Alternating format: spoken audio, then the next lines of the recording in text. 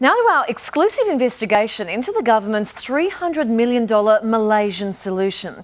The Prime Minister says it will stop the boats, but as you're about to see, people smugglers are laughing at the policy, declaring they're ready to ship thousands more asylum seekers to our shores.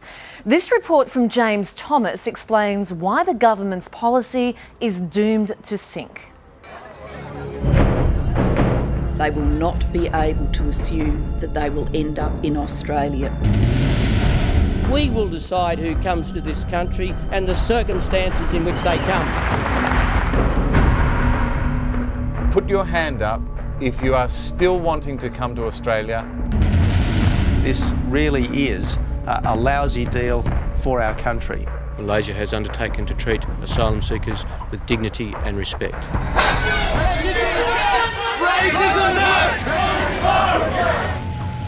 It's the government's bold plan to stop the boats, shatter the asylum seekers' dreams of a life in Australia by intercepting up to 800 and shipping them back to Malaysia. In return, Australia will do its bit by taking 4,000 proven refugees from Malaysia over 4 years. It's being hailed the Malaysian Solution, but it has some very big problems. Problems authorities are desperate to hide. Like I said, if you go inside, I have to shoot you.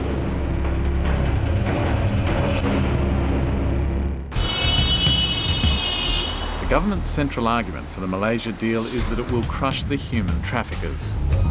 Hello? It was therefore crucial that we meet the people smugglers to see what effect the deal was really having on business. A myriad of phone calls and curbside meetings led us to this man. It's a bit dangerous, you know. We know about all that. Everything will be dangerous now. Because This is Harris, who for a price offered to help smuggle a boatload of Burmese refugees to Australia. It is big risk. yeah, they know. They said Halfway, because everything in happens. Malaysia, These photos show the horror of being captured mid-journey. In spite of the dangers, we discover that demand for smugglers' services in Malaysia remains strong. Put your hand up if you are still wanting to come to Australia and still prepared to take that risk. walaupun itu boat, dia cakap, they say they're willing to die in the sea rather than suffer here like this. They're willing to take that. They're willing to take that risk. Our government says that the returned asylum seekers will be forced to join the back of an orderly queue. There is nothing orderly in the life of an asylum seeker in Malaysia. It is a life with no rights.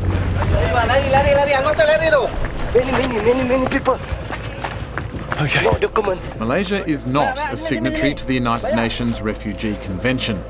This means that some 93,000 refugees and asylum seekers in this country are officially unrecognised. They live in the shadows, on the run from paramilitary forces called Rela. They have the power to hunt them down and round them up like dogs.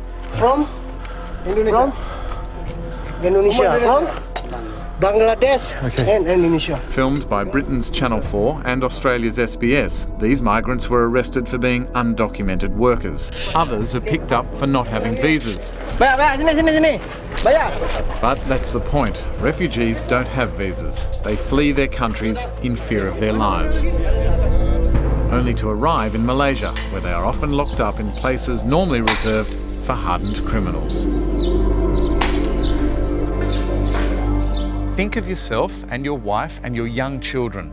You've just risked your life on a boat to get to Australia, but when you get there, as a part of the Australia-Malaysia Solution, you're sent back to Malaysia and you end up here.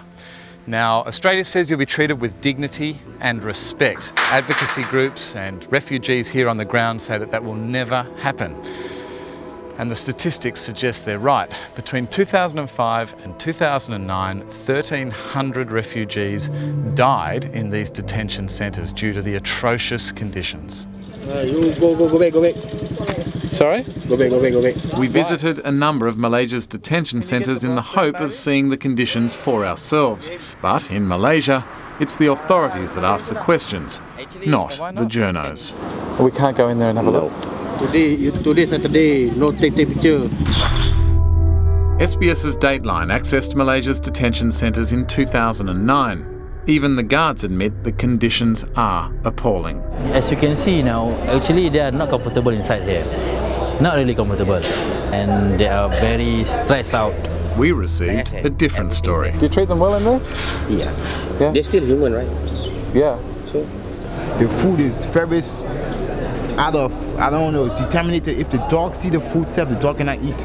A dog see this food, they cannot eat it. Would you eat their food? yes. Would you? I will test the food first. See this? You see this? You see this? You see this? They tie with our hand like this, open leg and bend down. Everywhere we travelled, we met refugees who were caning victims. Why? Because refugees are seen as illegals in Malaysia. The agreements indicate respect for fundamental human rights, and clearly that indicates no caning. Well, with the best will in the world, I just don't see how that guarantee can mean something on the ground. This is the 6-year-old girl.